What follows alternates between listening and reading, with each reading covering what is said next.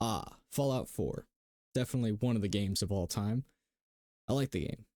It's got some really fun combat. But I think it's time I put my knowledge, or lack thereof, to the test. I don't really like melee weapons in these games. I'm probably allergic to them. What if I took one of the worst options for melee and used that for the entire game? That make for an interesting challenge? We'll find out just how hard it is to beat the game with the very first weapon you'll ever get your hands on, the security baton. Now let's lay down some ground rules. 1, I can only use the baton or baton alternatives to damage enemies. 2, companions will generally be avoided. There's some niche scenarios where one's forced upon me, but for the most part, I'm gonna avoid them. 3, no game-breaking glitches or exploits, obviously. Finally, number 4, game difficulty is set to very hard. This wouldn't be much of a challenge if it were any easier. I would have done it on survival for a harder challenge, but I hate doing that casually, so I hope this is good enough. And with that, let's get into the run. I start by creating my beautiful blonde hair, blue eyes man. Honestly, there really wasn't any intention behind the character. I just thought it'd be a nice change of pace from the typical characters I make. I usually do characters that either resemble me in some way or end up just looking like an edgy soldier. After struggling to adjust to family life, I'm approached by the Vault Tech salesman and can assign my special stats. But first,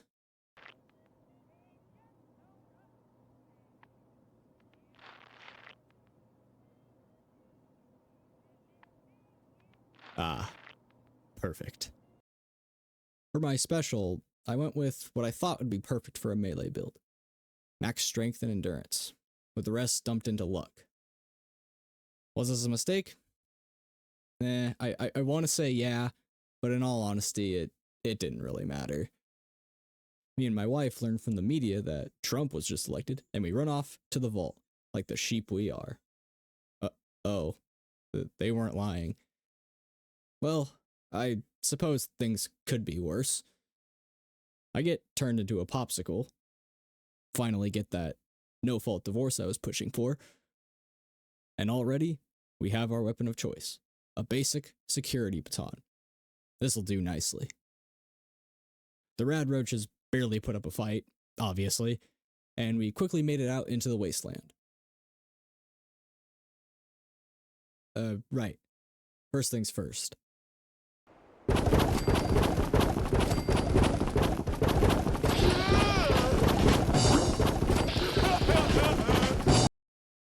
I also learned I needed the science perk in order to upgrade my baton.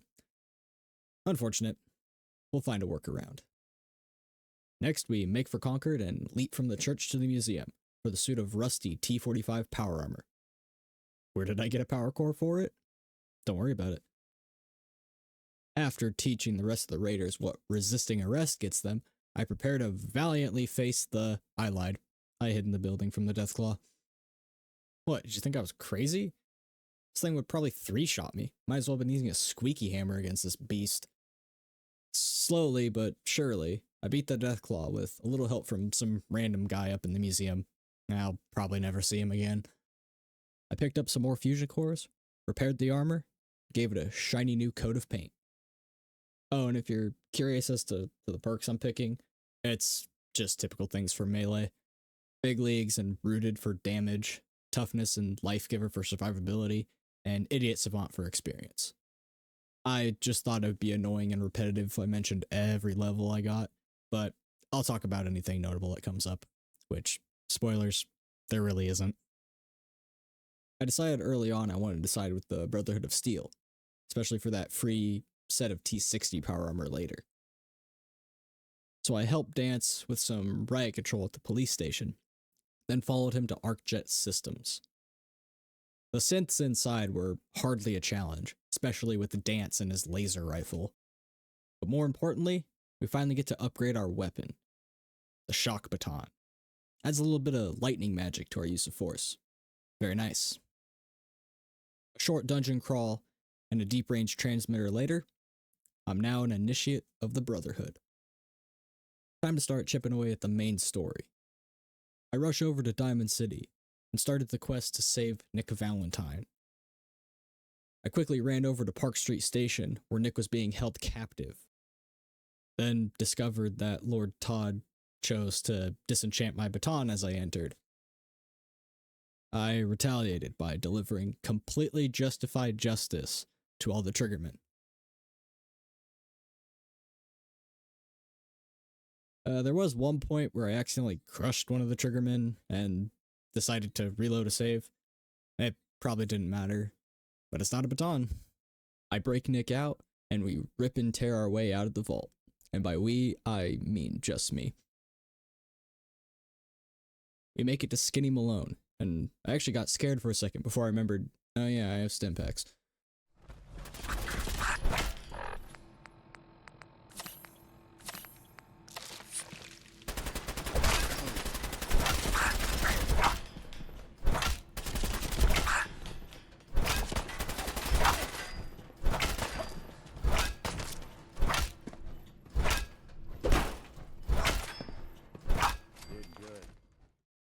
We finally got out of there. Then I went through all the story stuff that involved being interviewed by Nick, receiving a warrant to Kellogg's house, and tracking said Kellogg to Fort Hagen. Fort Hagen was just more of the same, aside from the synths being a little tankier. We did get to see the wonders of Fallout 4 melee combat.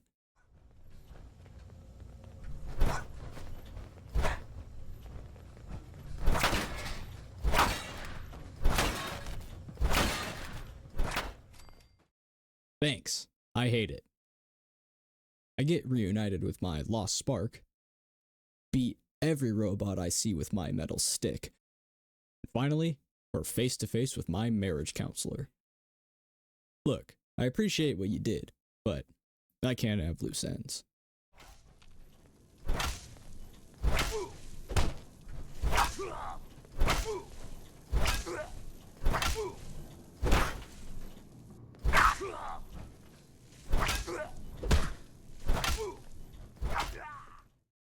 I grab Kellogg's brainy bits, then watch as the Pridwin soars across the Commonwealth.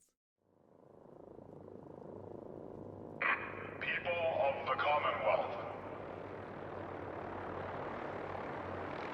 do not interfere. Our intentions are peaceful. Returning to Nick after fixing up the power armor, we take Kellogg's brain to the memory den and can begin the dive into Kellogg's memories.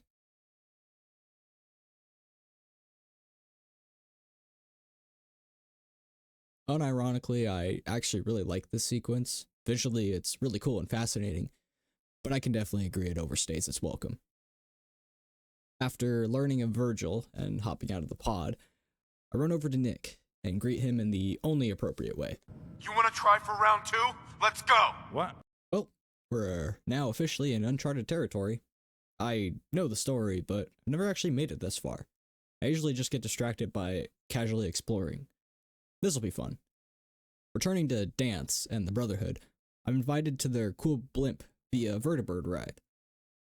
Yay! I'm sure this won't haunt me later.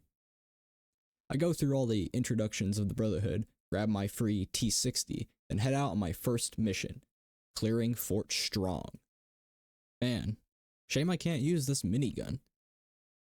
Hey pilot, you ever gonna land? I'm kind of a melee guy and oh god, we're falling.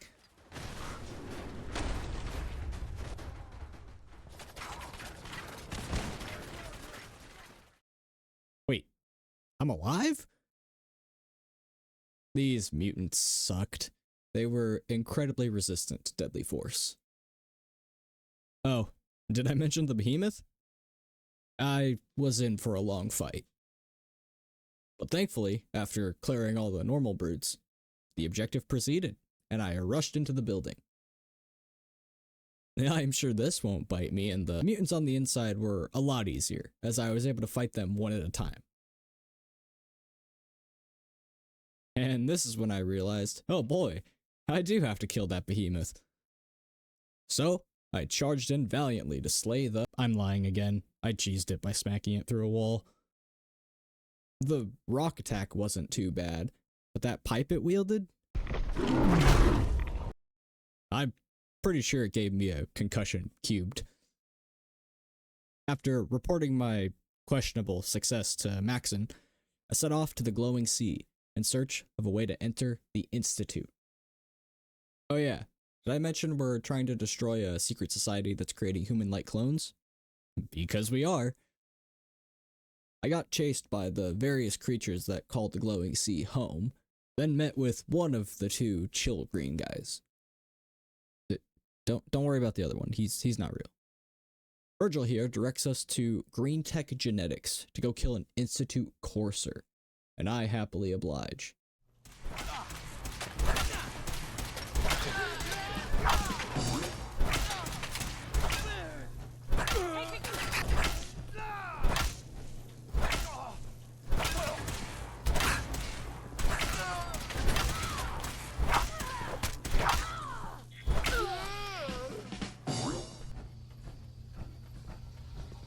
Are you?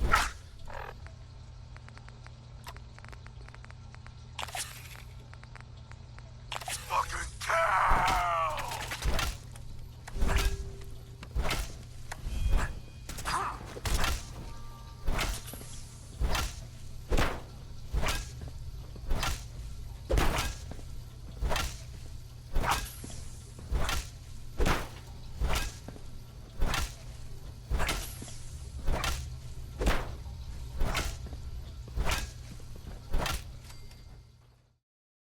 Honestly, the gunners put up more of a fight, which was surprising. I grab what I can only assume to be my second brain of the year, then get out of here.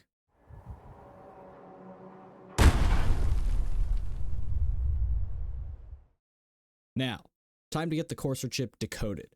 Time to find the railroad.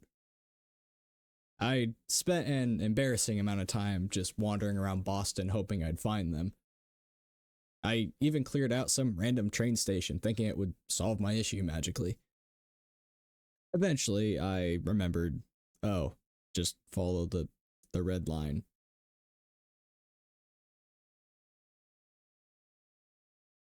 Here we are, the Old North Church. I usually like to keep factions alive for story purposes, but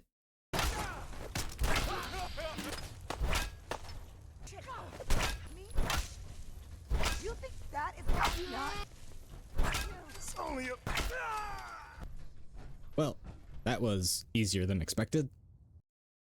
I scavenged their headquarters for healing supplies, decoded the courser chip, then got to work building the teleporter.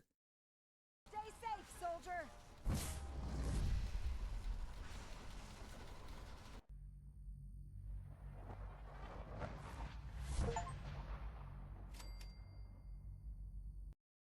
Now, as much as I really wanted to go postal on the Institute, the Brotherhood wanted me to recover one of their scientists who went rogue. So I was gonna have to play nice with them. For now. I found my son, then met my son. Then, I met with the scientist I was after, Dr. Madison Lee. After getting beaten up by a robot lady, this is a turn on for me, please help, I proved to the doctor that the Institute kinda sucked, and she agreed to rejoin the Brotherhood. Right, on to rebuilding Liberty Prime. First, I get to work building all the electromagnetic actuators to restore movement to its limbs. Then, I was back off to the glowing sea to recover its nuclear armaments. I got through the glowing sea completely unscathed. Absolutely nothing bad happened. Sentinel site was surprisingly chill. Just some ghouls and... oh, right. This guy. Well, I can't smooth talk him, and it would definitely be a terrible idea to fight him considering he has a bodyguard assaultron. This fight is already over.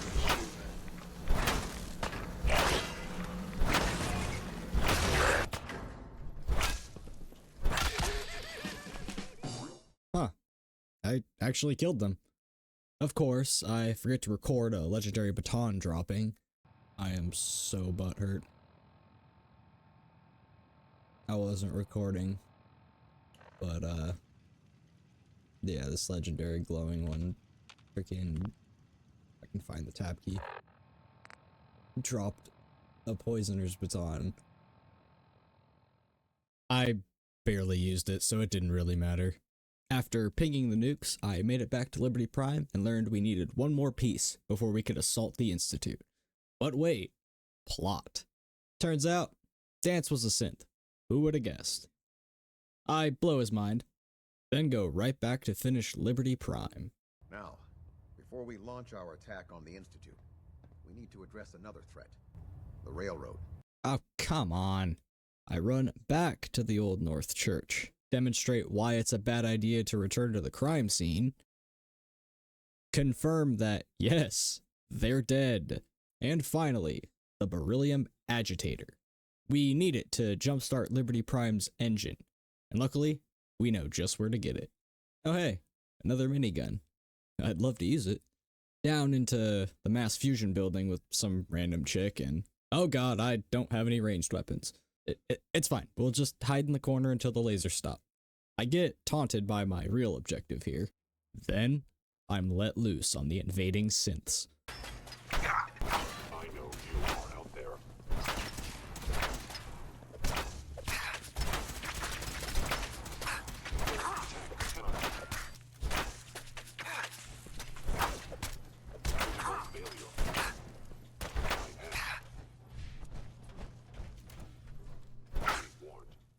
I ran up to grab the strength bobblehead, and now it's time to enter the face melting room. Now cycling airlock. Please wait.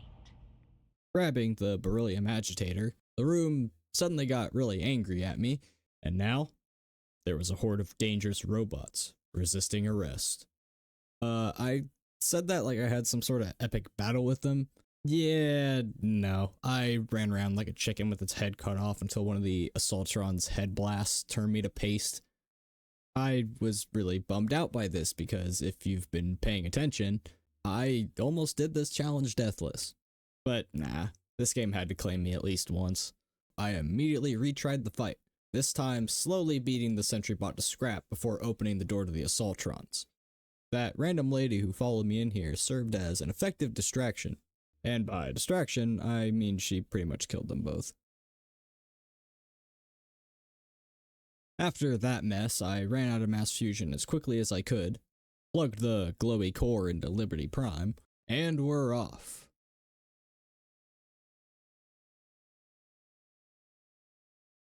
Are you gonna go, or... Oh, okay.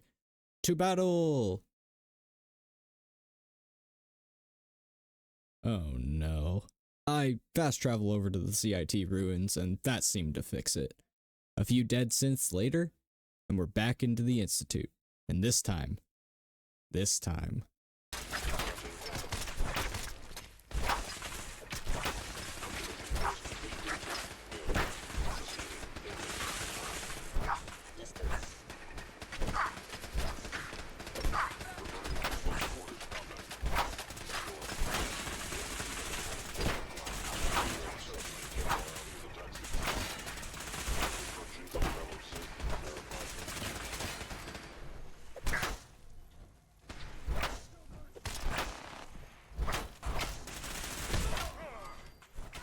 Backed by a minigun and a Gatling laser.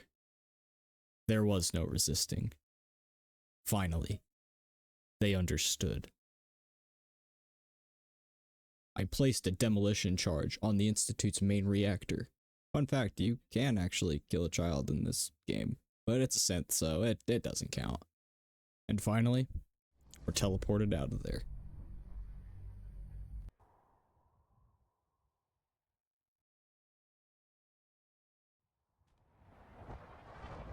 Dr. Ingram has assured me we will be outside the blast radius.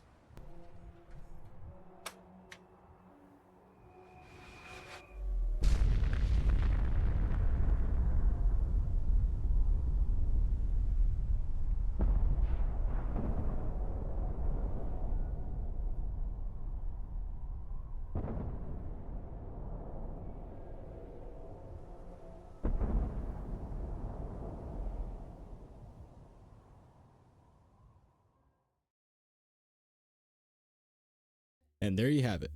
Fallout 4 with only the baton. I'll be honest, this was pretty easy. Hell, I almost did it deathless. I think it's more a testament as to how easy the very hard difficulty is in this game, rather than how good the baton is, but I had fun with it nonetheless. What do you think? Would you have done anything differently? I usually hate asking for this kind of stuff, but I gotta play the game here. Let me know any of your thoughts or any ideas you have down in the comments. God knows I need them.